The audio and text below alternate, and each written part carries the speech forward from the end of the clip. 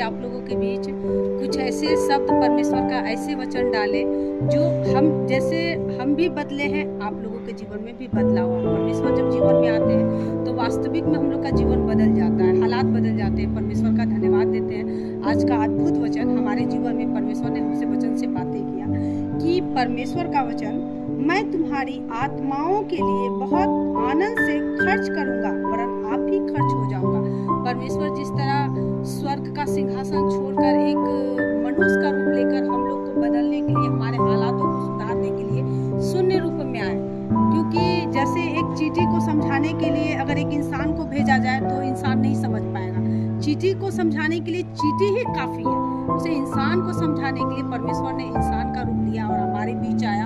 और हर वो सब जो परमेश्वर ने हम लोगों को बीच बताया, मैं वो बातें तुम्हें बताने आया हूँ जो पिता ने मुझे बताया। उन्होंने कहा मैं अपनी ओर से कुछ नहीं करता, परंतु पिता की आत्मा मुझे बताती है और मैं तुम्हारे बीच रखता हूँ। और जब तक परमेश्वर उनके जीवन में काम नहीं करते तो अपनी बड़ी कुर्बानी, जैसे कहा जितना वास्तविक में परमेश्वर हमसे घटकर, जैसे हम बढ़कर प्यार करते हैं, क्या तुम घटकर प्यार करोगे?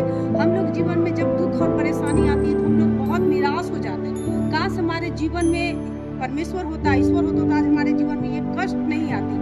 लेकिन परमेश्वर कहते हैं मैं तो तुम्हारे लिए घट गया, लेकिन फिर भी मैं इतना बढ़कर तुम्हारी आत्माओं से प्यार करता हूँ। और हम थोड़ी सी अगर घटाव में आ जाते हैं, जब परेशानी आती है तो हम लोग परमेश्वर को बुरे बुरे करने लगते। नहीं, परमेश्वर से हमें अगर परेशानी भी आता है फिर भी हम परमेश्वर से प्रेम करें, क्योंकि हर परेशानी, परमेश्वर ने कहा संकट में पुकार कर दे मैं तुझे उठाऊंगा और हर संकट को दूर कर देता हूं। जब हम संकट में परमेश्वर का नाम लेते हैं और याद करते हैं तो हमारे हर एक कष्ट दूर हो जाता है। और हम परमेश्वर से लगाव रखें। जो डाली परमेश्वर में बना है वो कभी नहीं मुरझाती, परंतु सदा वो बना रहता है।